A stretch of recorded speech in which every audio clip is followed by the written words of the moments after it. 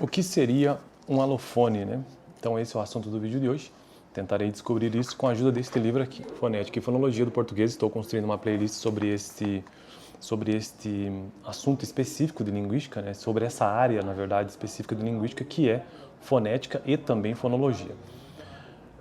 No vídeo passado eu tratei sobre o que seja um par suspeito e no vídeo anterior a esse, inclusive, eu tratei sobre o que é um par mínimo, o que é um fonema e entre outros assuntos. Mas hoje, então, vamos aos alofones. Vimos, então, que na busca de identificarmos os fonemas de uma língua, listamos os pares suspeitos. Então é preciso identificar os fonemas. E que são fonemas? São as menores unidades. Deixa eu encontrar a definição propriamente dita, quer ver?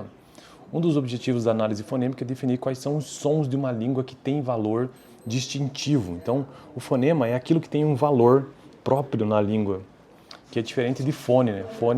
Fone tem mais a ver com a articulação em si, como os sons são produzidos. Agora, o fonema não. O fonema ele tem significado na língua.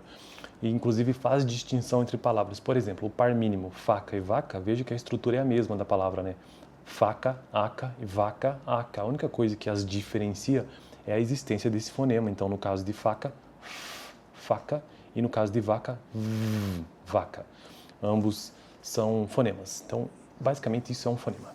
Agora, vimos então que na busca de identificarmos os fonemas de uma língua, listamos os pares suspeitos, que são apenas sons foneticamente semelhantes de segmentos consonantais e vocálicos. Passamos então a buscar um par de palavras que venha a constituir um par mínimo. No caso, isso que eu acabei de trazer, faca e vaca, é um par mínimo, não é um par suspeito. O par suspeito é anterior a esse processo, para determinarmos os fonemas em questão. É evidente que a busca de um par mínimo pode ser infrutífera.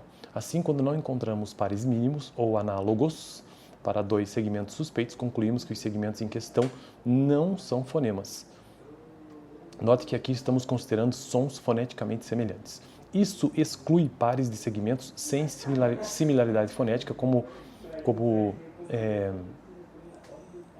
H. Como é que é esse? Deixa eu ver esse símbolo aqui na língua inglesa.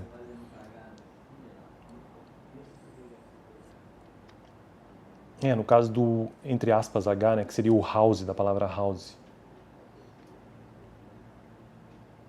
E o outro símbolo fonético que eu tenho aqui é o equivalente ao king, esse do final da palavra king em inglês. Tá, vamos voltar ao raciocínio aqui.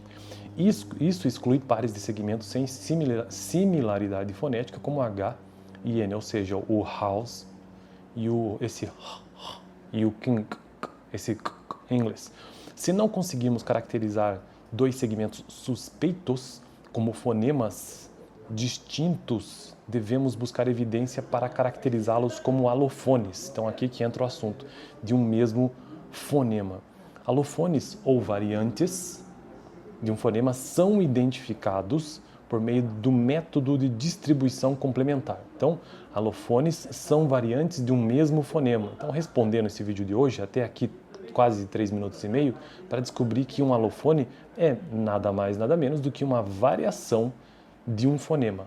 Ou seja, não muda o significado dele. São identificados... Bom, e como é que esses alofones são identificados? Ou seja, as variações de um mesmo fonema.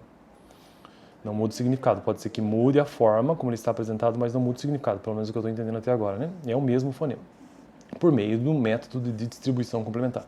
Quando dois segmentos estão em distribuição complementar, eles ocorrem em ambiente exclusivos. Em outras palavras, onde uma das variantes ou alofone ocorre, a outra variante não ocorrerá.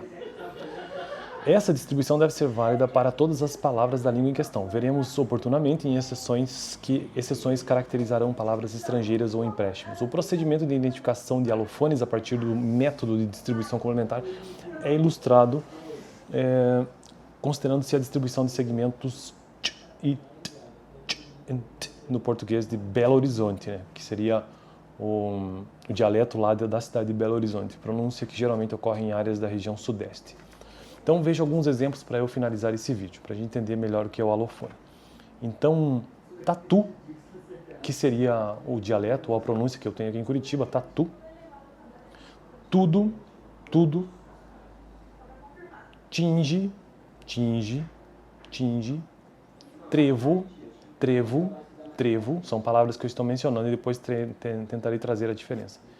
Tipo, tipo, caatinga, caatinga, tingido, tingido, cátia, cátia, pátio, pátio, teto, teto, ética, ética, atlas, atlas. Bom, essas são as palavras como eu me expresso aqui na região de Curitiba. Agora, vamos ver como que ficaria num outro dialeto, no caso lá de Belo Horizonte. Então, a palavra tatu, eu acredito que seja a mesma, né? Tatu. Agora, tudo, tudo também. Agora, veja essa diferença aqui, ó. Tinge, tinge, tinge, tinge, tinge. É isso, né? Tinge, exatamente. Trevo permanece a mesma. Tipo, tipo, tipo, tipo. Caatinga. Caatinga não, né? Cantiga. De onde que eu tirei caatinga? Cantiga ou cantiga. Cantiga. Tingido ou tingido. Cátia. Cátia. Então veja aqui o que eu quero mostrar nesse vídeo, essa diferença, né? Nesse caso aqui, de t para t. Isso aqui representa um alofone. Por quê? Porque o fonema é o mesmo. Só existe uma diferenciação na forma, não no significado. Então, um alofone é a variação do mesmo fonema, nesse caso. Beleza? Então, outras palavras como pátio ou pátio, teto, acho que esse pode ser teto também, né? Ética ou ética e atlas, que acho que é a mesma. Bom, é basicamente isso. Eu espero que tenha dado para entender minimamente, pelo menos. Então, alofones são variações, são variantes do mesmo fonema. Eu fico por aqui. No próximo vídeo eu continuo a partir desse ponto, nesse exemplo, né, do t e do t. Valeu!